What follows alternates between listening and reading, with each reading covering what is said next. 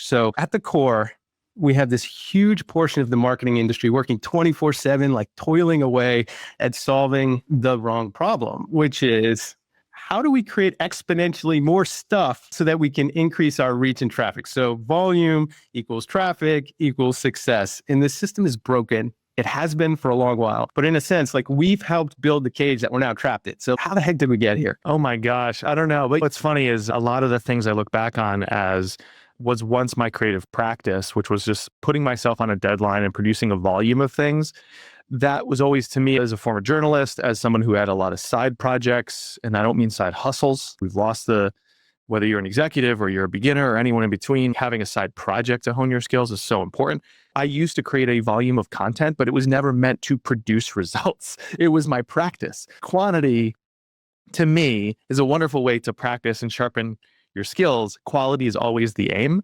And for some reason, now we're in this era, which I'm actually really thankful for, and I can explain why I said that, but I am really grateful for this era of people producing mediocrity at breathtaking scale. And there's a number of contributing factors. One is the cost of content creation has come down. You can produce stuff for very little, if not for free.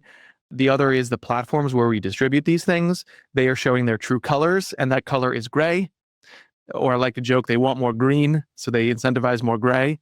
Meaning these platforms like social networks, they don't care about our businesses. They care about their own business. They're advertising networks that call themselves social media or communities. That's all this is. I didn't get out of bed this morning to create free ad inventory for Meta, but that's what is going on right now, and what they are incentivizing different than what we are incentivizing. And I know you and I came up in B2B, certainly in B2B, that's uninteresting and less effective than if I sold tissue paper or soap or something like that. We're not trying to sell commodities, but we show up as commodities. So that's another contributing factor.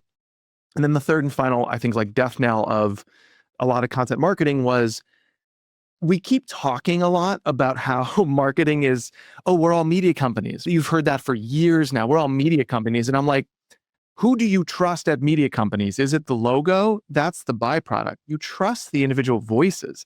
They understand not just editorial operations and analysis and building an audience for audience sake and all these things that marketers have fallen all over themselves to understand. Media companies also understand that the personalities, the voices, the people, they are the ones that you connect with. And that's the last domino that needs to fall in the brand world, where I think a lot of marketing teams are in big trouble because they've figured out how to create content. What they need to figure out is how to create creators.